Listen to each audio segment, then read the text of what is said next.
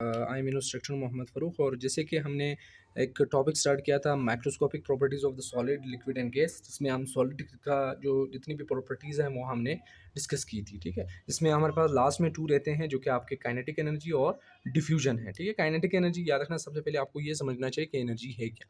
Energy याद रखना कि द कैपेसिटी, यानी मतलब capacity, capability to do work, किसी भी काम को करने के लिए जो एक सलाहियत आपके अंदर मौजूद होती है, और उस सलाहियत को हम क्या कहते हैं, सलाहियत को हम क्या कहते हैं, उसको हम एनर्जी कहते हैं। एनर्जी दो तरह की होती है। एनर्जी एक पोटेंशियल एनर्जी होती है और एक आपके काइनेटिक एनर्जी होती है। ठीक है, पोटेंशियल एनर्जी हमारे पास एक तरह की एनर्जी होती है जो कि आपके किसी भी एक बॉडी के एक जगह पर मौजूद होने की वजह से, रेस्ट की हालत की वजह से जो है वो जब उनके अंदर जो है वो स्टोर होती है, उसको हम क्या कहते हैं, पोटेंशियल एनर्जी। एंड याद रखना कि जो काइनेटिक एनर्जी हमारे पास वो एनर्जी है जो कि आपके पास किसी भी एक बॉडी के मूवमेंट की वजह से हमें मिलती हैं, तो उसको हम क्या कहते हैं, काइनेटिक एनर्जी। तो हम उसी के बारे में बात कर रहे हैं, तो काइनेटिक एनर्जी की बात करें तो काइनेटिक एनर्जी क्या है कि सॉलिड पार्टिकल्स के पास, आपके पास बहुत ही लो काइनेटिक एनर्जी मौजूद होती है। क्यों?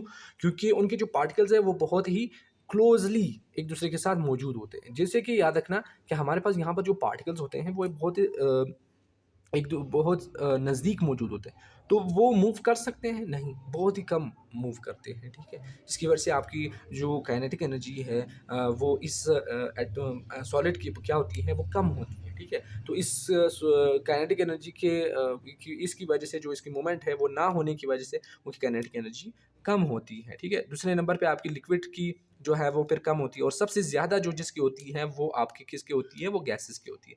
तो इस केस में जो काइनेटिक एनर्जी वो है वो डायरेक्टली प्रोपोर्शनल है किस चीज़ का, आपके temperature of the solid material. आपके जो काइनेटिक एनर्जी, याद रखना, अगर किसी भी एक सॉलिड सब्सटेंस को, अगर हम किसी भी सॉलिड सब्सटेंस को क्या करें, उसको हीट दें, तो हीट देने के बाद क्या होगा कि उनके अंदर जो पार्टिकल्स होंगे, जो एटम्स होंगे, वो क्या होंगे, वो आपके मूवमेंट करेंगे। ठीक है, तो डायरेक्टली प्रोपोर्शनल का ये याद रखना कि डायरेक्टली प्रोपोर्शनल का मतलब ये होता है कि अगर एक चीज़ बढ़ रही है तो दूसरा चीज़ भी उसके रिजल्ट में बढ़ेगी। और इन्वर्सली प्रोपोर्शनल का मतलब ये होता है कि अगर एक चीज़ बढ़ेगी तो वो दूसरी चीज़ उसके बढ़ने की वजह से वो कम होगी। ठीक है, तो आपके काइनेटिक एनर्जी डायरेक्टली प्रोपोर्शनल है किस चीज़ के, आपके सॉलिड मटेरियल के टेम्परेचर पे। अगर आपके पास सॉलिड मटेरियल का टेम्परेचर बढ़ेगा तो उनकी काइनेटिक एनर्जी बढ़ेगी। तो इस केस में हम क्या करेंगे, इस केस में भी आपका जो गैसेस हैं और जो लिक्विड है और गैसेस है, इसका जो आपका जो एरो होगा, साइन होगा, वो भी इसी तरह होगा। ठीक है, जो गैसेस पहले नंबर पे, लिक्विड दूसरे नंबर पे और सॉलिड तीसरे नंबर पे आपके पास मौजूद होगा। फ्लूइडिटी और काइनेटिक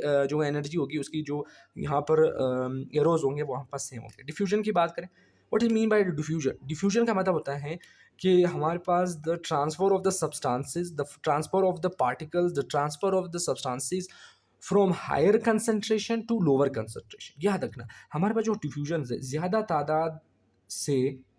ज़्यादा तादाद किसी भी सब्सटेंस की, उससे आपके पास कम तादाद तक आना, तो इस प्रोसेस को जहाँ पर जो है वो कम तादाद से कम तादाद, ज़्यादा तादाद से कम तादाद की तरफ जो है वो जा रही हैं, तो उसको हम क्या कहते हैं, एक बेतरतीब हालत में, तो उसको हम डिफ्यूजन कहते हैं। Solid particle do not be readily diffuse into the solid. याद रखना कि आपके जो पार्टिकल्स हैं वो, याद रखना कि वो एक जगह से दूसरी जगह जा सकते हैं? नहीं जा सकते, क्योंकि इनके अंदर मूवमेंट नहीं होती, उसके पार्टिकल्स बहुत नज़दीक मौजूद होते हैं, टाइटली पैक्ड होते हैं। ठीक है, तो इस वजह से उनके अंदर डिफ्यूजन नहीं होती। Although diffusion in the solid does occur, it is a very slow and under high pressure. मतलब प्रेशर लगाने के बाद आपको जो है वो उसके अंदर डिफ्यूजन हो जाती है।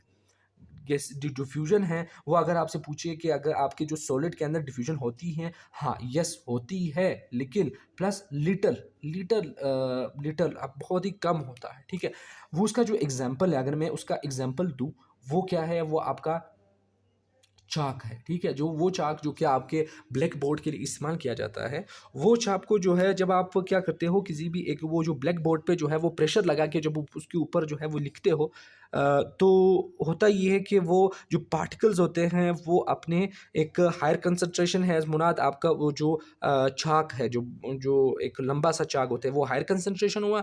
और जब आप किसी भी प्रेशर लगाते हो किसी भी एक स्ट्रक्चर पे, मतलब वो बोर्ड पे, जो ब्लैक बोर्ड पर उस पर जो फोर्स लगाते हो, तो फोर्स लगाने के बाद क्या होगा कि उसका जो चाक है, उसका जो ज़र्रा है जो उससे बाहर निकल रहा होता है, तो वो भी एज अ हायर कंसंट्रेशन, ये हायर कंसंट्रेशन लोअर कंसंट्रेशन नहीं हुआ, यही हुआ कि आपका जो चाक होता है वो आपके वो हायर कंसंट्रेशन है, ठीक है, जो चाक है सारा का सारा, और जो आपसे उससे जो निकल रहा है वो लोअर कंसंट्रेशन हुआ। तो हायर से लोअर कंसंट्रेशन की तरफ जो है वो ये